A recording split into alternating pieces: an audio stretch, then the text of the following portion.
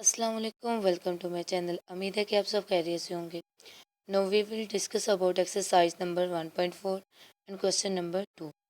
Question number 2 में हमें बताया ए मैट्रिक दिया गया, बी मैट्रिक दिया गया और हमने फाइंड जो करना है ए बी, यानी कि ए और बी के दरमियान कोई साइन नहीं है तो मतलब मल्टीप्लाई हो रहे हैं। और उन्होंने सेकंड जो पार्ट इसका बताया बी ए, कि अगर मुमकिन हो सके तो आपने बी और ए मैट्रिक को मल्टीप्लाई करवाना है और ए और बी मैट्रिक को मल्टीप्लाई करवाना है। तो फर्स्ट ऑफ ऑल जैसे भी हम मल्टीप्लिकेशन का प्रोसेस करवाते हैं तो हम इन दोनों मैट्रिसेस का ऑर्डर ऑफ मैट्रिक चेक कर लेते हैं। यहाँ पे मैं नोट कर देती हूँ कि यहाँ पे हमारे पास ए और बी मैट्रिक हमने फाइंड करना है, तो ए और बी मैट्रिक फाइंड करने के लिए हम इन दो मैट्रिसेस को आपस में मल्टीप्लाई करवा देंगे। अगर पॉसिबल हुआ देन हम इसको मल्टीप्लाई करवाएंगे। तो मल्टीप्लिकेशन देखने के लिए कि आया ये दोनों मैट्रिक जो है ये कंफर्मेबल है या नहीं है, तो उसके लिए हम क्या करते हैं, ऑर्डर ऑफ मैट्रिक चेक कर लेते हैं। ऑर्डर ऑफ मैट्रिक हम कैसे चेक करते हैं, रो बाय कॉलम। तो देखिए यहाँ पे पहला जो मैट्रिक है उसमें हमारे पास ऑर्डर ऑफ मैट्रिक जो है वो 2 बाय 2 का है, यानी 2 रोज है हमारे पास और 2 ही कॉलम है हमारे पास। तो उसके अकॉर्डिंग मेरे पास क्या आ जाएगा, 2 बाय 2। देन नेक्स्ट पे देखें तो मेरे पास जो है ऑर्डर ऑफ मैट्रिक इसका मैं चेक करूँ तो मेरे पास आ जाएगा 2/1। 2 रोज हैं इसमें और 1 कॉलम है।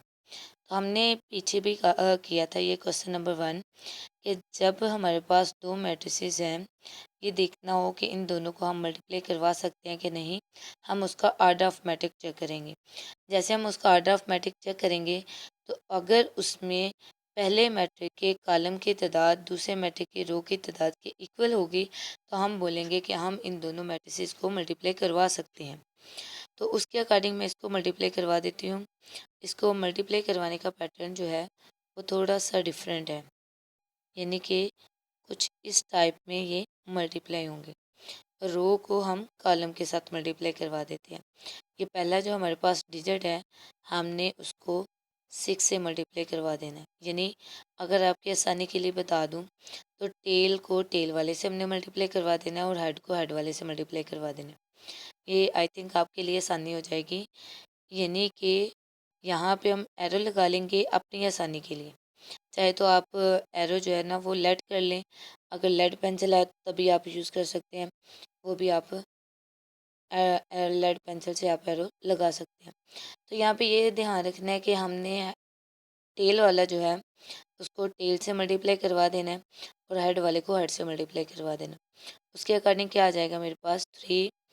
आप मल्टीप्लाई का साइन भी लगा सकते हैं, नहीं तो आप 3 × 6 ऐसे भी मल्टीप्लाई कर सकते हैं। प्लस ये जो है जैसे एक डिजिट जो है हमारा प्लस हो जाएगा, नेक्स्ट के लिए मल्टीप्लाई हो जाएगा, नेक्स्ट के लिए हम प्लस का साइन यूज़ करेंगे। नेक्स्ट आ जाएगा हेड वाला डिजिट, तो वो यहाँ पे 0 है, इंटू 5 के साथ मल्टीप्लाई हो रहा है, ब्रैकेट क्लोज। नेक्स्ट पे देखें तो यहाँ पे भी मैं अपना हेड एरो लगा लेती हूँ, ये इसी सिमत में मल्टीप्लाई होगा। तो देखें हेड वाले को हेड वाले टेल वाले को टेल वाले के साथ और हेड वाले को हेड वाले के साथ मल्टीप्लाई करवा दूँगी। उसके अकॉर्डिंग मेरे पास क्या आ जाएगा, -1 × 6 प्लस जो है वो साइन सेंटर में रहेगा और साथ में 2 × 5 मल्टीप्लाई हो रहा है। नेक्स्ट पे देखें फर्दर इसको सिंप्लीफाई कर लेते हैं, तो 3 × 6 = 18 प्लस 0 को किसी भी वैल्यू के साथ मल्टीप्लाई करवाएं तो वो 0 ही रहता है।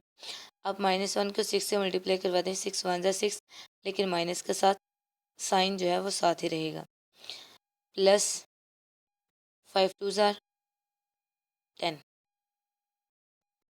फर्दर इसको सिंप्लीफाई कर लेते हैं, तो 18 में हम 0 को प्लस करेंगे तो मेरे पास 18 ही रहेगा, लेकिन प्लस माइनस माइनस 10 में से 6 को माइनस करवा देंगे तो मेरे पास 4 आ जाएगा।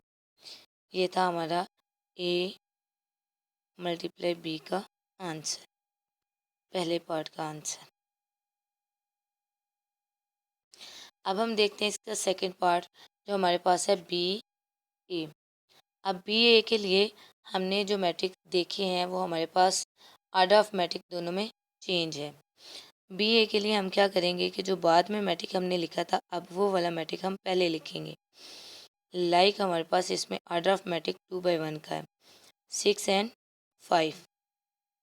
और नेक्स्ट पे हमारे पास क्या आ जाएगा 3 0 -1 2। अब यह देखें कि जब भी हम मल्टीप्लाई करवाते हैं तो हमने पहले क्या देखना है, इसका अरिथमेटिक। तो अरिथमेटिक देखने के लिए हम इसमें देखते हैं रोज बाय कॉलम। पहला मैट्रिक देखें तो इसमें हमारे पास अरिथमेटिक जो बनेगा वो आ जाएगा 2/1। सेकंड देखें तो इसमें 2 रोज हैं और 2 कॉलम है, उसके अकॉर्डिंग हमारे पास आ जाएगा 2/2। हमने पढ़ा था कि जब भी हमने मल्टीप्लिकेशन करवानी है या देखना है कि दो मैट्रिसेस हमारे पास गिवन है तो आया वो हमारे पास कंफर्मेबल है कि उनकी मल्टीप्लिकेशन हो सकती है कि नहीं, तो हमने ऑर्डर ऑफ मैट्रिक चेक करना है कि पहले मैट्रिक के कॉलम की तादाद दूसरे मैट्रिक के रो की तादाद के इक्वल होगी, तो हम बोलेंगे कि ये मैट्रिक जो है मल्टीप्लाई हो सकता है।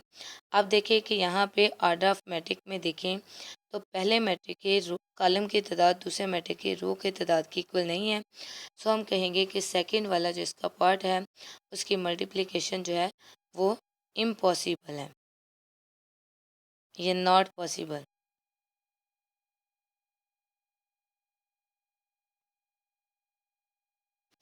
ये था क्वेश्चन नंबर 2। उम्मीद है कि आपको अच्छे से क्लियर हो गया होगा। मिलते हैं अगले क्वेश्चन के साथ, तब तक के लिए इजाज़त दीजिए। अल्लाह हाफिज़।